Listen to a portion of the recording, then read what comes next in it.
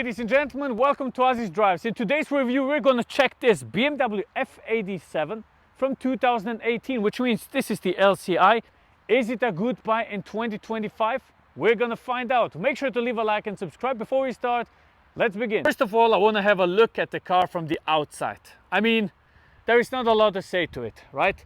It looks absolutely phenomenal. It's a beautiful looking car. It's the M2 that actually looks nice, right? I owned the later model. It's not really a nice looking car. It looks more brutal, but this is actually a very handsome looking car, right? Very beautiful front, very nice aerodynamics here. Obviously, this is aftermarket, which is kind of sad. If you get this car with a non-competition version, you'll have all of those parts that you have to buy extra. Even this side mirror here doesn't come with carbon fiber in the standard version. And then when we have a look at it from behind, it looks pretty masculine here, very nice. It has some fat exhaust pipes, that's good. But this is also aftermarket, the diffuser and the spoiler. So buying this as standard isn't really that well equipped, right?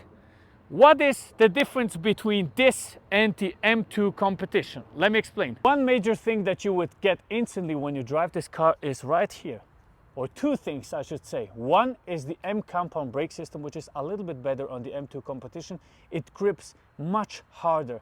And the second thing is the suspension. The suspension on the M2 has been taken from the BMW M4 and detuned a little bit, much more simplified, while the M2 competition stays with the same principle like the M4 and the M3. This has a detuned version of the suspension, which is kind of sad, right?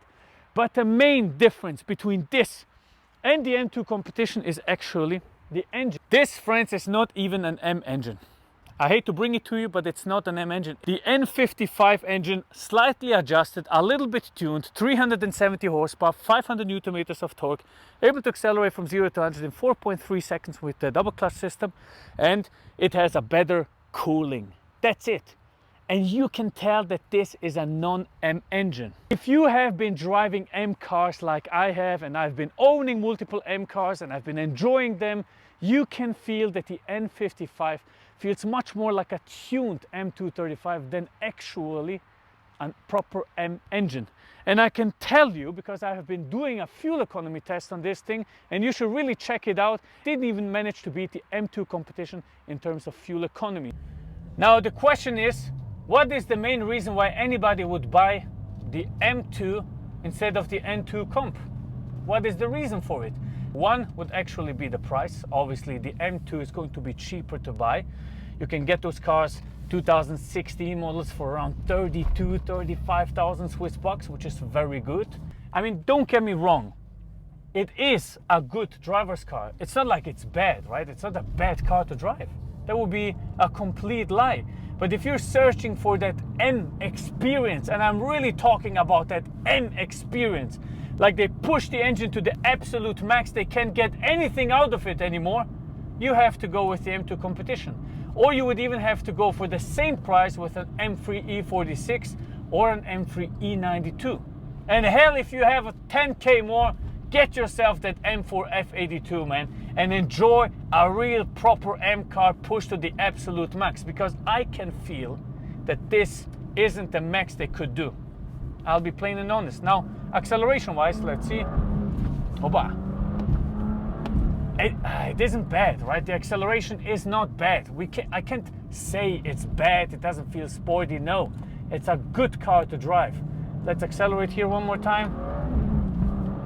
Yeah, obviously it's going to let that rear slide because it's wet outside, but it feels nice, right?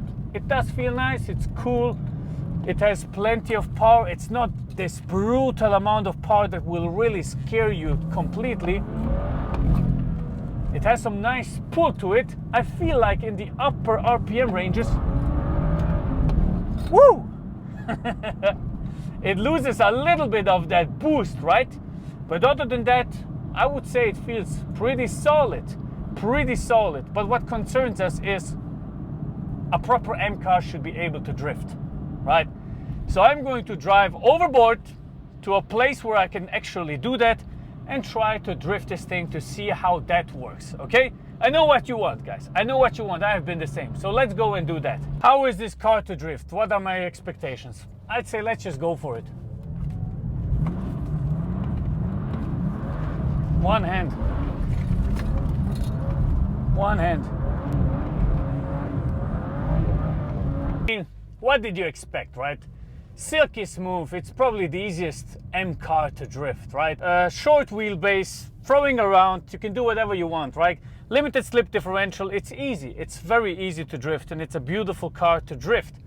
So yeah, let's go and let's take this for a further drive. I have been looking at this M2 for quite a while from different perspectives, and I came to the conclusion that it might be one of the most beautiful cars ever built. It's really beautiful. All the necessary proportions, everything is right. But then, oh God, let's check out the interior together. It's kind of lame, in all honesty. The material of the leather doesn't feel that nice. You can see that they used the cheap leather materials. It's not that beautiful Nappa leather. Also here in the middle console, they have some exposed carbon fiber, but I wouldn't really say that this is a nice interior. I mean, come on, look at that. It feels like the base 2 series, right? And then even then when you put it in sport mode, for example, look at the animation. Come on. Why is it a 218 in its base config, right? It's a little lame, right? It's really a little lame. The only difference is the speedometer. Come on.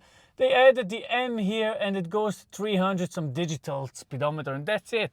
That's it. The M steering wheel you get there with the M235. You only have a sport and comfort mode, sport plus, that's it, with that shitty animation. Yeah, that's about it. You don't even have a head-up display here, right? I mean, it's not really the best interior. Now, what is my conclusion on the BMW M2 F87? I personally, I mean, you can't dislike this car, in all honesty. It looks so pretty. It's a handsome looking car. It's pretty fast. It has a lot of tuning potential. I mean, if you have ever been to the Nürburgring, you would get that they're pretty much driving this thing only. This in the M3 E92, they're just pushing it around the track because it's so easy to tune, so easy to put out with 450 horsepower. It's pretty reliable, right? The engine is known to be reliable. The N55, it's not like that shitty N54, right? It's a good car. Would I buy it? Now after I've driven it, now after I've pushed it around corners, drifted it a little bit, I think it's a great buy for 35,000 bucks. I think it's a really good buy for 35,000. As your first M car, absolutely yes. Would I prefer it over the M2 competition? Nope. The M2 competition is a proper race machine, in my opinion. You can really feel that it has the genes of the M4. This feels much more like a tuned version of an M235. And that's, that's my take on it. That's my take. I think it's one of the most beautiful BMWs they have ever produced, but it's really, it's just not really that M gene that I would expect it to be. And that's it. Thank you very much for watching. God bless you and see you on the next one. Goodbye.